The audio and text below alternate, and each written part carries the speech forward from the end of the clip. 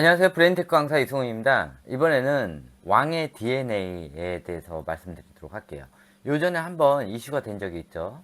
도대체 왕의 DNA가 무엇인가? 이것 때문에 지금 문해영, 잔해영 이런 아이들에 대한 뇌 타입에 대한 이런 교육관과 또 문해영 아이들에 대해서 오히려 안 좋은 인식이 심어졌어요. 이 사람이 얘기한 게 일부는 맞는데 일부는 말도 안 되는 내용이고 그것을 이용해서 돈을 갈취를 했다는 이런 사건이 있더라고요. 저도 이걸 딱 봤는데 이거 운해영 아이인데 이 생각은 했어요. 그런데 이게 일반적인 운해영 아이들이 아니라 ADHD 식장애, 자폐 이런 것들을 가지고 있는 아이들은 또 어머니들이 절박하죠. 이런 아이들한테 약물 치료 없이 단순히 엄마의 행동으로 또 주변 사람들의 아이에 대한 행동으로 바뀔 수가 있다 라는 말도 안 되는 주장을 하면서 돈을 갈취한 사건이 있어요.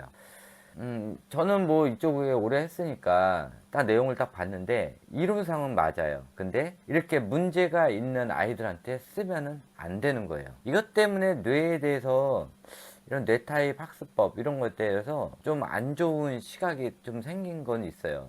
그리고 그때 운의 잔해에 대해서 한참 이런 것들을 열광했을 때 그때 당시 이게 생겼던 것 같아요. 자, 내용을 한번 보도록 할게요.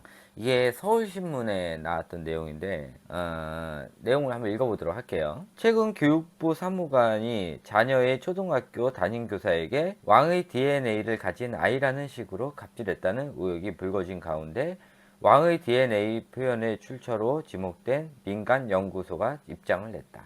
주의력 결핍 과잉행동장애인 ADHD 등을 약물 없이 할 수 있다고 주장하는 이 연구소는 14일 공식 온라인 카페를 통해 단어 하나로 이토록 유명해지다니 아직도 어언이 벙벙하다라며 왕의 DNA라는 표현은 자신이 부모를 격려하기 위해 만든 단어라고 밝혔다. 김의철 소장은 뇌 타입에 따라 양육법이 다른데 맞는 방법으로 양육하면 성공한 인물이 된다. 왕의 DNA라는 표현은 학부모에게 이런 설명을 하는 중 격려하기 위해 나온 말이라고 주장했다.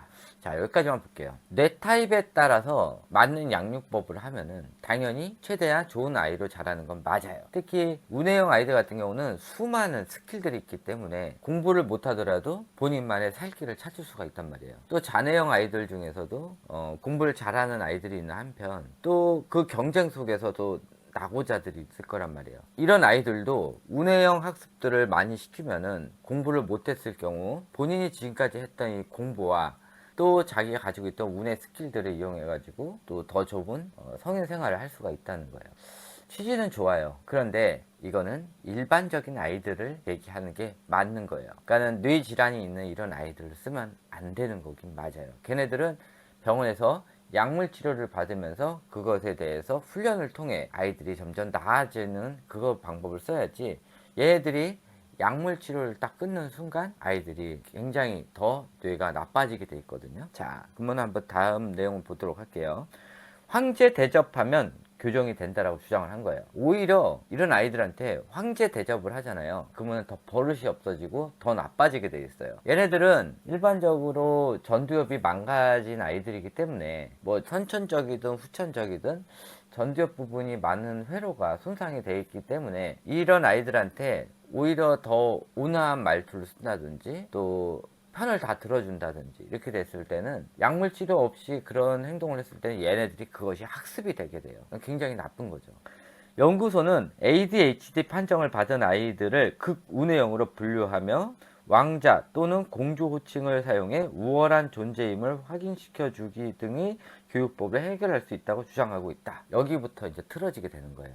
극운해형은요, 보통 이제 집 안에서, 그러니까 한정된 공간에서 예술 활동들을 많이 하는 사람들, 그러니까 밖에 나가는 활동보다 집 안에서 하는, 그러니까 한정된 공간에서 하는 이런 예술 활동들을 즐기는 사람들을 극운해형이라고 해요.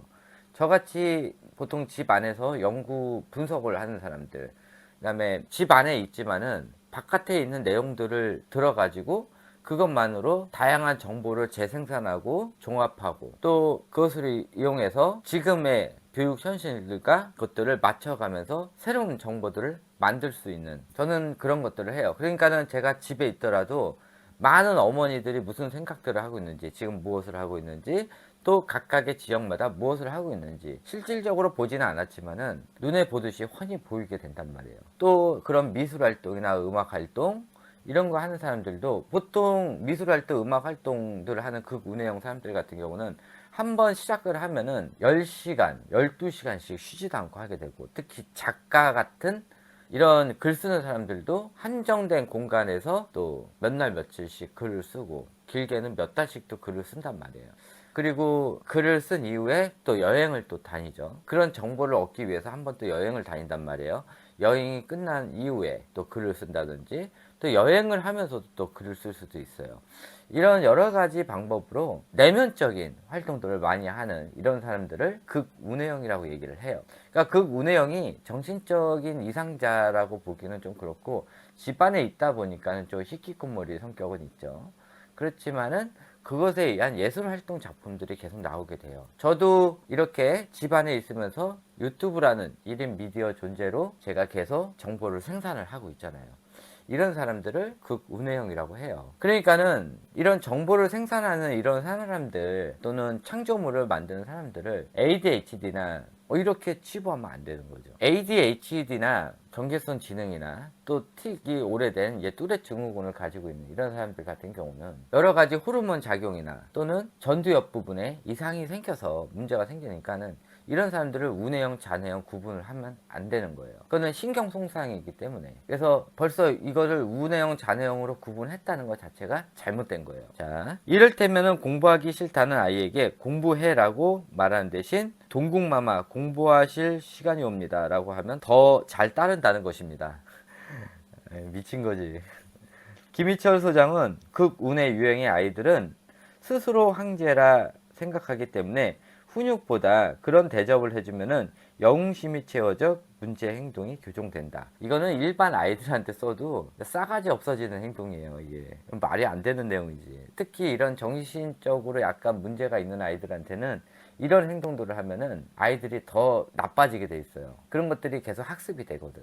김 소장은 네티즌이 다른 애들 국운의 아이의 신화 노릇을 하라는 거냐라고 하는데, 그게 아니다. 저희가 부모에게 주는 미션은 전적으로 부모용이다 라며 타인에게 군림하라는 뜻이 아니다. 부모님이 손수, 사회에 적응하는 아이로 만들라는 뜻이라고 해명했습니다. 그러니까는 이 김희철 소장이 얘기하는 것은 다른 사람이 아니라 엄마가 아이한테 얘기할 때만 그렇게 하라라는 뜻으로 얘기를 했다고 주장을 하는 거예요. 근데 엄마가 아이한테만 그렇게 한다고 그렇게 될까? 아이들이? 이미 얘가 학습이 돼 있는데 안 되는 거야. 굉장히 나쁜 버릇을 들여놓은 거거든. 굉장히 안 좋은 거예요. 그러면은 주변 사람들도 그렇게 따라줘야 된다는 거지. 우리 아이는 왕이다. 이 왕이라는 그 말 한마디 때문에 우리 아이가 왕이라고 생각을 하고 거기에 동화가 되는 거야. 부모마저도 얘를 그렇게 인식을 하게 되는 거죠. 그러면서 이쯤 설명해 드리면 왕의 DNA란 말이 개가 천재기가 있네요 라는 말처럼 덕담 수준으로 쓰인 게 이해가 되겠느냐, 간곡히 부탁드린다, 양해 바란다 라며 마무리했습니다. 그러나 전문가들은 한 가지 방법으로만 마취 치료가 가능한 것처럼 주장하는 것은 무리가 있다라고 지적한다. 일단은 신경계 문제이기 때문에 절대 행동으로 아이들이 고쳐질 수가 없어요. 신경계 문제는 약물이 어차피 그 호르몬 작용이 들어가 있는 거거든요. 호르몬 작용이 들어가 있으면서 도파민과 또 세로토닌, 또 노르아드레날린 이런 것들을 조절을 하면서 아이가 8시간 동안 안정된 상태가 있었을 때 그때 여러 가지 활동들을 하면서 아이들을 그것에 훈련에 적응하는, 그렇게 하면서 아이들을 뇌를 활성화시키는 그런 훈련을 해야 되는 거예요. 근데 약물 없이 한다는 거는 아이들한테 오히려 나쁜 버릇을, 나쁜 습관을 들이게 해주는 굉장히 위험한 방법이라는 거죠. 그리고 다시 한번 말하지만은 자폐 증상이 있거나 ADHD 증상이 있거나 마찬가지 후천성으로 있던 ADHD나 또는 반응성 애착장애나 이런 아이들도 마찬가지 약물 치료를 하면서 그것에 의해서 아이들을 정상적인 생활 훈련을 하면서 아이들을 훈련을 시키는 게 원래 맞는 거예요. 약물 없이 한다는 거는 절대 불가능해요. 그러면서 이 양반이, 그러니까는 그때는 이제 보낸 게 왕의 DNA라고 신일철 소장이 얘기한 거에 대해서 이제 세뇌를 당한 학부모가 보낸 내용이에요. 자, 잘 보시면은 내용이 틀린 건 없어. 근데 약간 좀 해석이 좀 잘못되기는 했어요. 하지마, 안 돼, 그만 등 제지하는 말은 절대 하지 않습니다. 이것도 잘 내용을 보면 맞는 말이야. 하지마, 안 돼. 저는 이거는 유아 아이들한테 다 하지 말라는 소리거든요. 그게 되면은 뇌가 그거에 대한 반발작용이 나오게 돼요. 주로 하지마, 안 돼 그러면 그걸 하게 돼 있거든. 너 여기 오지마 그러면 가고 싶고. 그런 것들이 있단 말이야. 그거와 반대되는 이런 행동들을 많이 보이게 돼요. 근데 해석이 강력 제지하는 말은 들을 때마다 자신도 모르게 분노가 솟구쳐 오릅니다. 위험한 행동 및 제지가 필요한 경우 관심을 다른 곳에 전환시킵니다. 방향 전환하는 개념이 아니다. 그러니까는 아이가 이런 돌발적인 행동들을 했을 때 그것을 다른 관심사로 옮겨주면은 아이들이 좀 괜찮아진다라는 말인데, 일반적으로 운해형 아이들 교육법에 여기 들어가 있는 내용들이긴 해요. 이건 맞는 내용인데 이거를 ADHD 아이들한테 쓸모가 있을까요? 그치. 이 부분은 조금 쓸모가 있을 것 같아. ADHD 있는 아이들도 이런 돌발적인 행동들을 하는 게 있으면은 이런 아이들한테도 다른 관심사 있는 그쪽으로 약간 좀 돌려주는 게 나을 것 같은데, 약물 없이는 조금 힘들 것 같기는 해요. 운해형 아이들 교육법에는 맞는 거예요. 근데 벌써 담임 선생님한테 보냈다는 것 자체가 잘못된 거지. 신해철 소장 같은 경우는 이거를 어머님한테만, 그러니까 부모님한테만 하게끔 했다 그러는데, 이거를 담임한테만 했다는 소리는 담임 주위에 있는 모든 학생들이 아이한테 맞춰주라는 소리 아니야. 그러니까 벌써 내용 자체가 달라진 거야. 두 번째, 싫다는 음식은 억지로 먹지 않게 합니다. 질기거나 딱딱한 음식이 해롭습니다. 급식을 억지로 먹게 하면은 독이 됩니다. 뭐 질기거나 딱딱한 게 뭐 몸에 해롭다고 하면은 뭐 고기는 먹이지 말라는 거지. 풀떼기만 먹이라는 소리 아니야. 이거는 좀 내용이 좀 그러네. 그러니까 편식하고 본인이 좀 많이 싫어하는 음식도 있잖아. 만약에 내가 청국장 싫어하는데 청국장 억지로 먹으면은 그거 싫은 거지. 미꾸라지 갈은 추어탕 싫어하는 사람도 있어. 그거 억지로 먹이면 안 되는 거야. 그치? 그런 거는 있어. 음식 중에서도 내가 맛없는 음식이나 그런 것들이 있는데 내가 좋아하는 것만 계속 먹는다, 그거는 조금 문제긴 하지. 근데 내가 싫어하는 음식들을 계속 먹게 하는, 강요하는 거는 이건 좀 아니라고 봐요. 요 내용까지도 또 그렇다고 쳐. 자, 세 번째, 또래의 갈등이 생겼을 때 철저히 편을 들어주세요. 그거 웃기잖아. 누가 잘잘못을 했는지를 봐야 되는데, 이런 과잉 행동 반응이 있던 아이들이 누굴 때렸단 말이야. 얘네들은 흥분하면 때리거든. 이유 없이 때리는 경우도 있는데도 자기 아이 편을 들어달라는 거지. 이거는 조금 말이 안 되죠. 이미 충분히 잘못을 알고 있어서 감정을 충분히 읽어주면 차체 행동이 수정됩니다 했는데, 절대 그렇지가 않아요. ADHD를 가지고 있는 아이들이나 또는 이런 자폐 성향을 가지고 있는 아이들 같은 경우는 타인한테 해를 끼쳤을 때 그 감정을 이해하지 못해요. 대체적으로 그래요. 타인의 감정을 이해하지 못하기 때문에 ADHD나 자폐 성향을 가지고 있는 아이들 같은 경우는 대체적으로 얼굴 표정이 일정해요. 거의 무표정이 기본적이고, 거기에 뭐 웃거나 어쩌다가 한번 웃거나 화내거나 짜증내거나 그 다음에 슬프거나 이 정도의 표정밖에 없어요. 그러니까 많은 표정을 가지고 있지 않거든. 그러니까는 자기가 가지고 있는 표정 외에는 다른 사람의 표정을 읽을 수도 없고요. 보통 자기가 느끼는 그 감정 표현만 많이 하는 타입이에요. 그래서 자폐 스펙트럼을 가지고 있는 아이들 같은 경우는 타인의 감정을 읽을 수가 없거든. 그러니까는 내가 잘못을 하더라도 타인이 아파하거나 슬퍼하고 이런 것들을 느끼지 못하는 경우가 굉장히 많아요. 그러니까 이 내용은 잘못된 내용이에요. 근데 이거를 운해형 아이들로 한번 해석을 해볼까요? 운해형 아이들 같은 경우는 아예 이렇게 하진 않지. 싸우더라도 보통 지는 편이거든, 운해형 아이들은. 그러니까 많이 당하는 편이에요.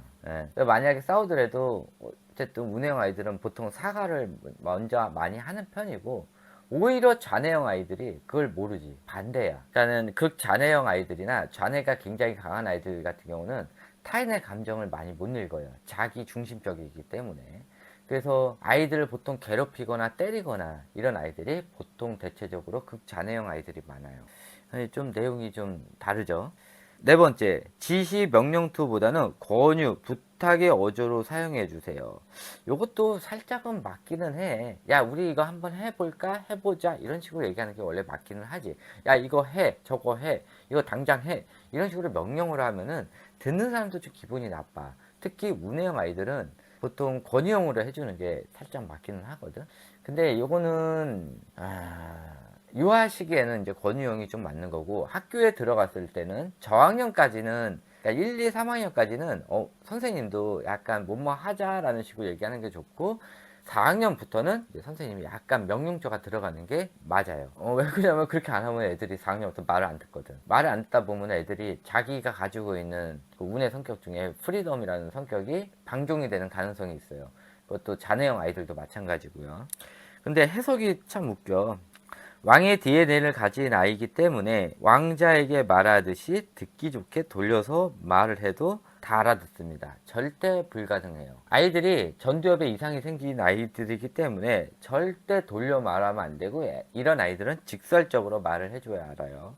지시하거나 명령하는 식으로 말을 하면은 아이의 분노가 축적됩니다. 분노가 축적된다. 근데 이런 아이들은 뭐뭐 하자 그러면 안 해요. 뭐뭐 해야지 라고 이런 식으로 살짝 반강제성 말투를 써야지 애들이 알아들어요.